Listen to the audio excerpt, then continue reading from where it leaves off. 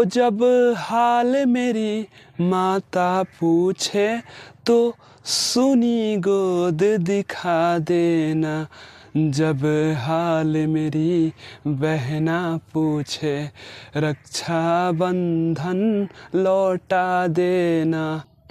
तो नमस्कार मेरे प्यारे बच्चों, स्वागत है आपको मेरे इस YouTube चैनल चंदन स्टडी स्किल्स पर। आज हम देखेंगे क्लास 12th का हिंदी काव्य खंड लेसन 7 पुत्र वियोग।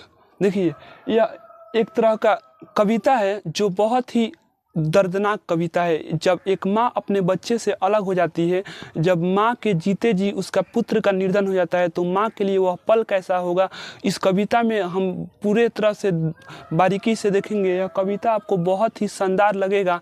आप इसे सुन करके बहुत ज़्यादा भावुक हो जाएंगे और आप इस कविता सुन करके बहुत ज़्यादा इमोशनल और दुखी भी हो जाएंगे। इस कविता के अगर बात करें तो है हमारा पुत्र वियोग। पुत्र के तो मतलब होता है बेटा, और वियोग के मतलब होता है कि पुत्र के गम में अगर कोई बात लिखा जाए तो वियोग के मतलब होता है दुख या दर्द।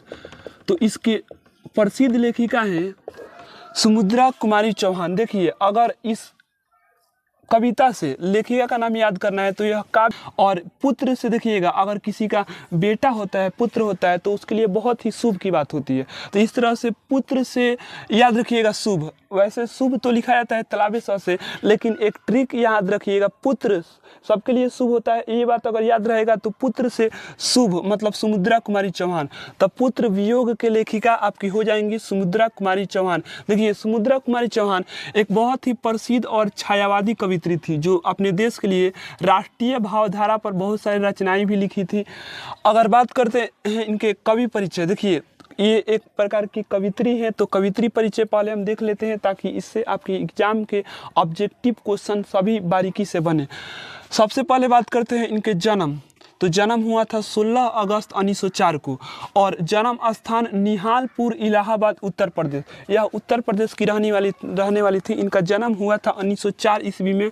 याद रखिएगा, डेट केवल याद रखिएगा, इसका दिनांक उतना एग्जाम में नहीं पूछता है। अगर बात करते हैं इनकी मृत्यु तो 15 फरवरी 1948 नागपुर से जबलपुर।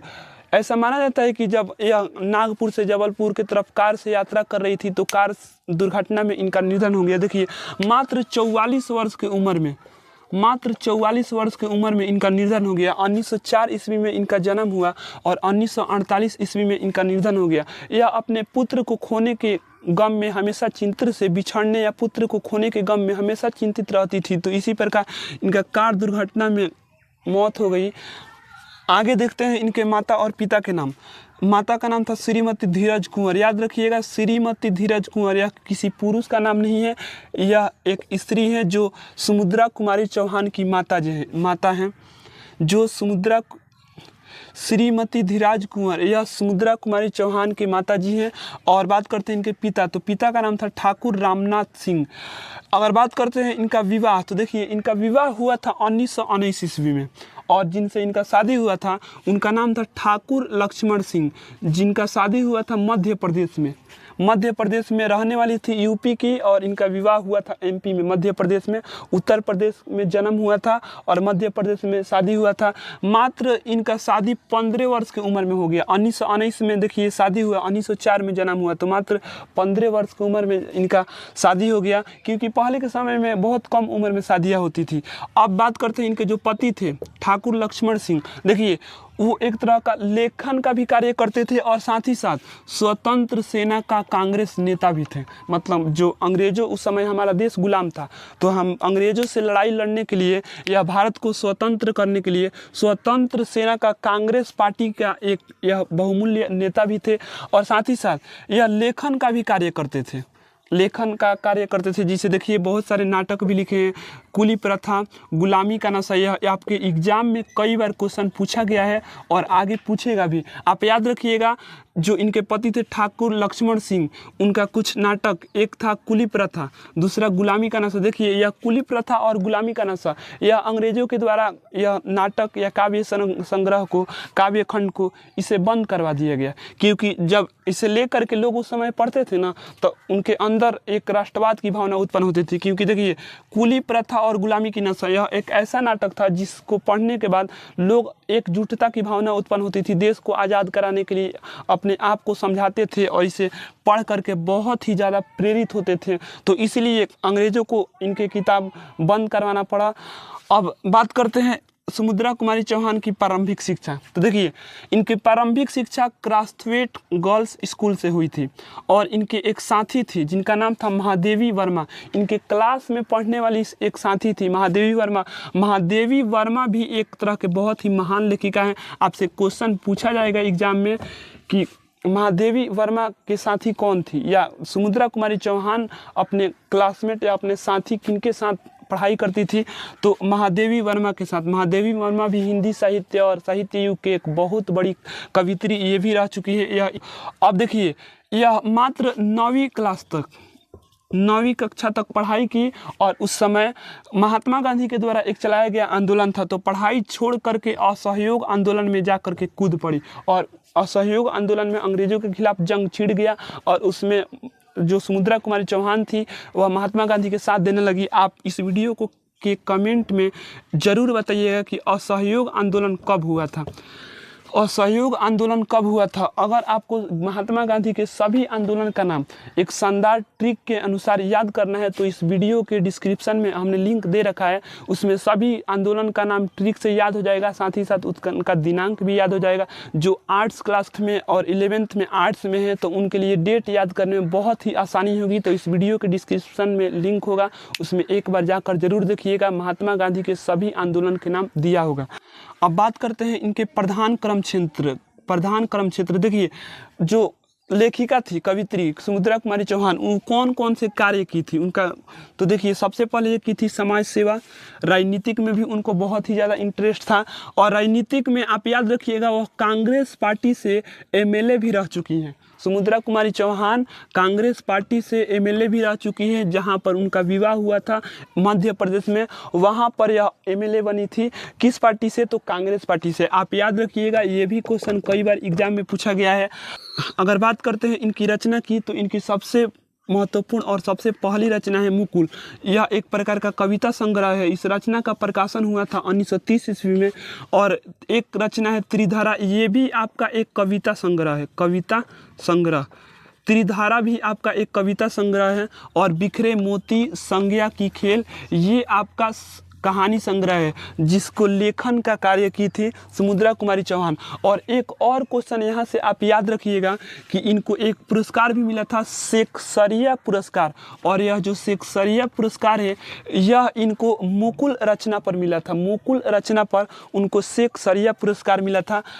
अब एक कवि का नाम दिया है यहाँ पर, कवि मुक्तिबोध। देखिए एक कवि थे कवि मुक्तिबोध, वह अपने काव्य खंड में, अपने साहित्यिक युग में बहुत सारी विशेषताएं सुमित्रा कुमारी चौहान के बारे में लिखे भी हैं और बहुत सारी विशेषताएं के बारे में बताए भी हैं। तो आपसे क्वेश्चन पूछा जाएगा कि सुमित्रा कुमारी चौहान की विशेषता बताने का काम कौन से कवि किए हैं? तो कवि मुक्तिबोध।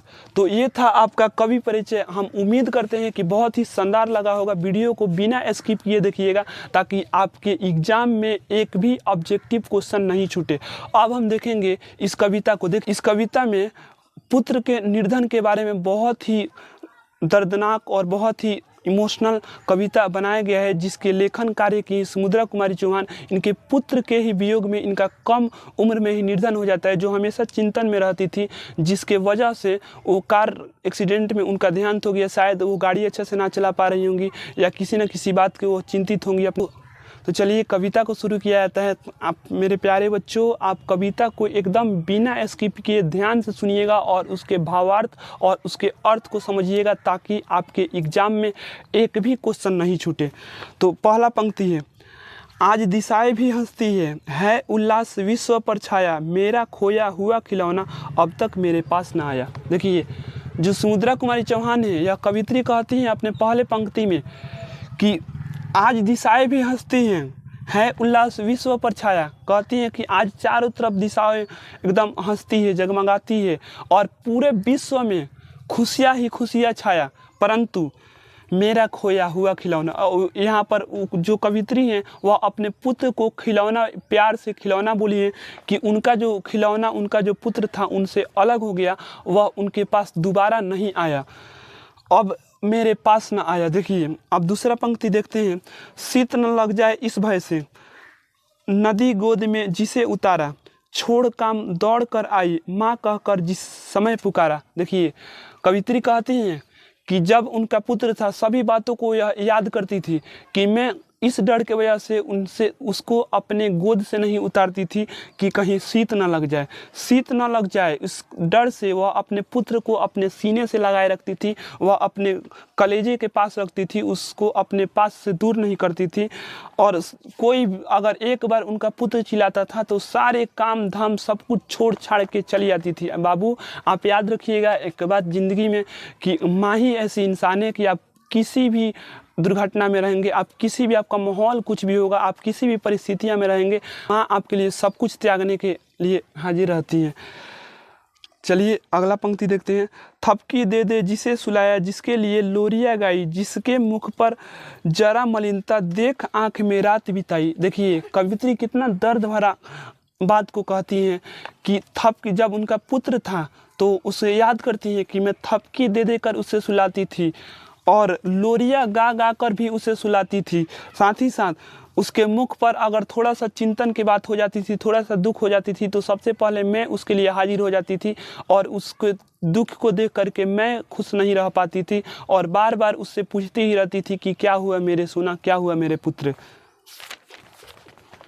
अगला पंक्ति। जिसके लिए भूल अपनापन पत्थर को भी देव बनाया, कहीं नारियल दूध बतासे, कहीं चढ़ाकर शीश नवाया। देखिए कवित्री यहाँ पर कहती हैं कि मैं अपने पुत्र के लिए पूरा दुनिया से नाता तोड़ सकता हूँ, वो अपने पुत्र के लिए हमेशा हाजिर हो जाती हैं। अपने पुत्र के लिए पत्थर को भी वो देव बना लेती है, पत्थर को भगवान बना करके उस पर नारियल चढ़ाती है, दूध चढ़ाती है, ताकि उनका जो पुत्र है, उनका जो खिलौना है, उनका जो छोना है, जो उनका सोना है, वह उनसे हमेशा खुश रहे। अगला देखिए। फिर भी कोई कुछ न कर सका, छिन ही गया मेरा खिलौना, मैं असहाय विवश बैठी ही रही, उठ गया छौना मेरा। देखिए कवित्री यहाँ पर कहती हैं कि इतना सब कुछ करने के बाद उनका पुत्र जो था, उनके कलेजे का जो टुकड़ा था, वो उनसे दूर ही चला गया। आखिर फिर भी वह उसके याद में हमेशा विवश रहती थी। अगर आसपास के कोई बच्चे खेलते हुए दिखाई देते थे तो उन बच्चे के आवाज़ सुन करके वह अनुमान लगाने लगती थी कि मेरा सोना अब आएगा, मेरा सोना अब आएगा, मेरा पुत्र अब आएगा। फिर भी उनका पुत्र नहीं आया। अगला पंक्ति। तड़प रहे हैं विकल प्राणी, तुझको पल भर शांति नहीं है, वह खिलौया धन पा न सकेंगी, इसमें कुछ भी भ्रांति नहीं है। इसमें कहती है, देखिए तड़प रहा है हृदय उनका, तड़प रहा है हृदय उनका, मुझको पल भर शांति नहीं है, उनको थोड़ा भी देर के लिए एकदम शांति नहीं है। अंदर से अंदर दिल में एक अलग की बेचैनी है ताकि मेरा सोना जरूर आएगा। वो इस याद में जी रही है, घुट घुट कर जी रही हैं। फिर भी रोता ही रहता है, नहीं मानता मन मेरा, बड़ा जटिल नीरस लगता सुना सुना जीवन मेरा। देखिए वो अपने पुत्र के नहीं रहने पर एकदम अकेली और एकदम दुखी हो गई हैं। उनका मन हमेशा रोता ही रहता है, उनका मन किसी का बात नहीं मानने को तैयार रहता है। यह लगता है एक बार यदि पल भर उसको पा जाती, जी से लगा प्यार से सर सहला सहला उसको समझाती। देखिए अब कवित्री याद करती हैं कि अगर उनका पुत्र फिर से अगर वापस आया था तो उसको एकदम सहला सहला कर उसे अपने पास रखती, अपने गोद में रखती, उसे कहीं जाने नहीं देती और सहला सहला समझा समझा करके अपने भाई मेरे बेटे अब माँ को यूँ छोड़ न जाना, बड़ा कठिन है बेटा खोकर माँ को अपना मन समझाना। देखिए कवित्री दूसरे बच्चों को भी यहाँ समझाती हैं कि देखो माँ से जब बच्चे अलग होते हैं तो माँ के लिए वह पल कैसा, कितना दर्दनाक होता होगा, वो स्थितियाँ माँ के जीवन में कितना दुखद होता होगा। इस डर से वो दूसरे बच्चों को भी समझाती हैं कि तुम अपने माँ से दूर न जाना मेरे भैया मेरे बेटे। अब अंतिम पंक्ति और लास्ट पंक्ति है। भाई बहन भूल सकते हैं, पिता भले ही तुम्हें भुलाए, किंतु रात की साथिन माँ कैसे अपना मन समझाए। देखिए हर दिन रात अपने बेटे की याद में, अपने बेटे की याद में वो रोती ही रहती हैं, बिलखती ही रहती हैं। कहती हैं कि भले तुम्हारे भाई बहन कुछ दिन के बाद तुम्हें भूल जाए, भले पिता भी तुमसे को भुला जाए, लेकिन माँ तो माँ होती है ना, माँ तुम्हें कैसे समझाए, माँ तो अपने मन को कैसे समझाए, तुम्हारे बिना माँ का मन नहीं लगता। तो ये कविता संग्रह आपका हुआ समाप्त। तो प्यारे बच्चों, मैं उम्मीद करता हूँ कि यह वीडियो आपको बहुत ही शानदार लगा होगा। आप इस वीडियो को 12th क्लास में पढ़ने वाले जितने भी सारे छात्र हैं 11th और 12th सबके पास शेयर कीजिए और वीडियो को लाइक कीजिए और चैनल को सब्सक्राइब कीजिए। इस वीडियो को शेयर करना मत भूलिएगा, अपने दोस्त, रिश्तेदार, भैया जो भी आपके 12th क्लास में, उनके लिए। हम मिलेंगे आपसे अगले वीडियो में इस लेसन के सब्जेक्टिव और ऑब्जेक्टिव क्वेश्चन के साथ। तब तक आप हंसते रहिए और मुस्कुराते रहिए और अपने जीवन में खुश रहिए। और हाँ, इस वीडियो में कमेंट आप ज़रूर कीजिए कि आप अपने माँ से कितना प्यार करते हैं। कमेंट करना ना भूलिएगा और वीडियो को शेयर करना ना भूलिएगा। जय हिंद, वंदे मातरम, भारत माता की जय, राधे राधे।